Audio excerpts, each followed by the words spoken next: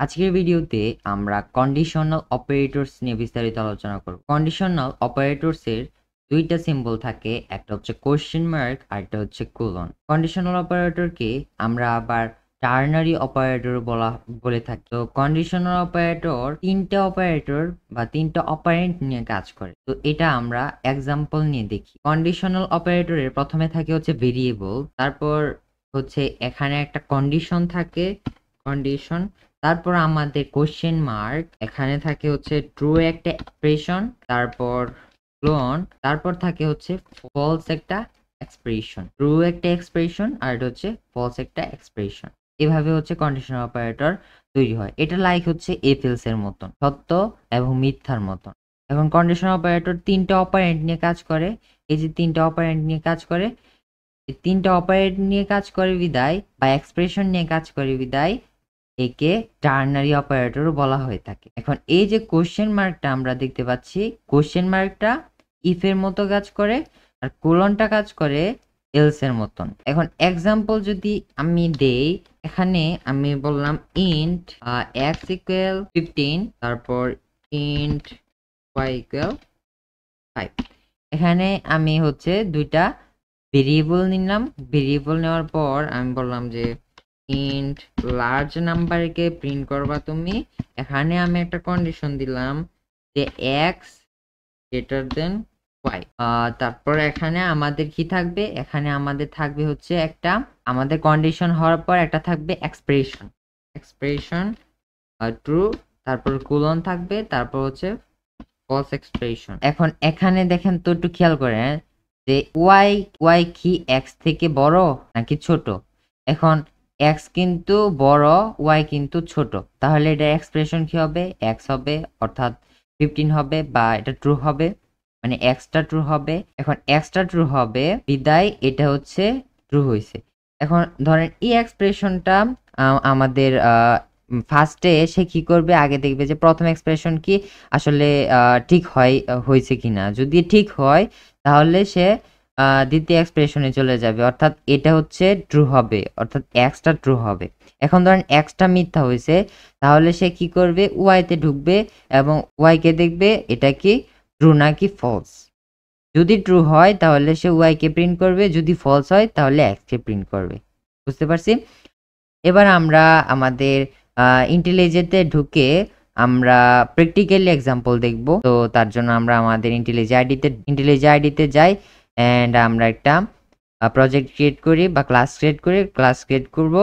তারপর আমরা ওইখানে আমাদের কোডটা দেখব। তো অলরাইট, আমি কন্ডিশনাল অপারেটরের একটা ক্লাস ক্রিয়েট করলাম। তারপর ক্লাস ক্রিয়েট করে আমি এখানে মেইন ফাংশনটা লিখলাম, যে আমাদের যে মেইন ফাংশনটা আছে, মেইন ফাংশন না লিখলে কিন্তু আমাদের কোডটা আমরা রান করতে পারবো না, এটা যত জানি। তো মেইন ফাংশন লেখার পর আমরা এখানে দুইটা ভেরিয়েবল বা তিনটা ভেরিয়েবল নিয়ে কাজ করতে পারি আমরা। তো আমরা তিনটা ভেরিয়েবল নিই। নাম্বার 1 নামে একটা ভেরিয়েবল নিলাম, ইকুয়াল সাইন দিয়ে এটার একটা ভ্যালু আমি আমার মতন ধরলাম, আমি ধরলাম 5। আরেকটা ভেরিয়েবল নিব নাম্বার 2, এখন এটার ভ্যালু আমরা ধরবো, আমি আমার মতন ধরলাম 10। ম্যাক্সিমাম নামে হচ্ছে আরেকটা ভেরিয়েবল ধরলাম, আমাকে কি করবে, সে ম্যাক্সিমাম নাম্বারটা সে প্রিন্ট করে আমাকে দেখাবে। তার জন্য এখানে আমি ম্যাক্সিমাম নামে একটা ভেরিয়েবল ধরলাম। এবার আমরা কোনো কিছু প্রিন্ট করলে আমরা system.output.print লিখি। output.print আমরা কি লিখবো, প্রিন্ট এলএন কি করে, নেক্সট লাইনে আমাদের নিয়ে যায়, তাই তো। এবার আমি বললাম যে নাম্বার 1 ভেরিয়েবলটাকে ঢুকাও তুমি, নাম্বার 1 ভেরিয়েবলটাকে ঢুকাও তুমি এই system.output এর ভিতর। তারপর এখানে আমি নাম্বার 2টাকেও বলে দিলাম, এখানে আমি নাম্বার 2টাকে বলে দিলাম। এবার আমি কি করব, ওই যে ম্যাক্স নামে যে ভেরিয়েবলটা ধরছি, এই ম্যাক্সকে আমি এখানে কল করব। তার ভেতরে আমি কি বলছিলাম যে কন্ডিশনাল অপারেটর 3 ধাপে সংগঠিত হয়। প্রথমে থাকে কি, একটা ভেরিয়েবল, এই যে একটা ভেরিয়েবল ধরলাম, তারপর ইকুয়াল সাইন, এখন ইকুয়াল সাইন দিয়ে কি বোঝায়, এটা তো আমরা জানি অ্যাসাইন অপারেটর।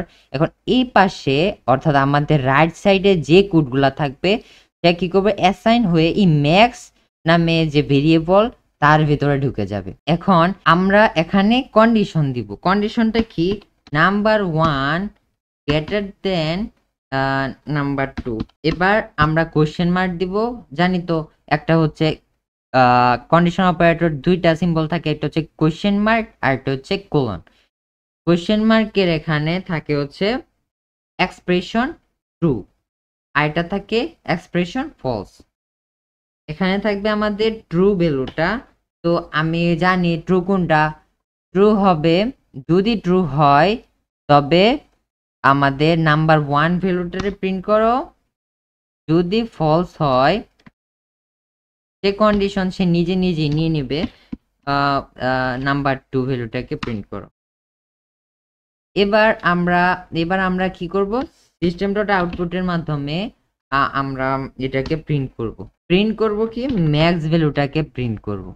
এবার আমরা রান করি, দেখি আমাদের ভ্যালুটা কি আসে। এই যে দেখেন আমাদের প্রথম সে কি করছে, প্রথম এটাকে সে প্রিন্ট করছে, তারপর এটাকে প্রিন্ট করলো, মানে নাম্বার 1 কে প্রিন্ট করলো, তারপর নাম্বার 2 কে প্রিন্ট করলো, তারপর সে কন্ডিশনটা ম্যাচ করছে যে কোনটা ট্রু আসলে, মানে কোনটা বড়।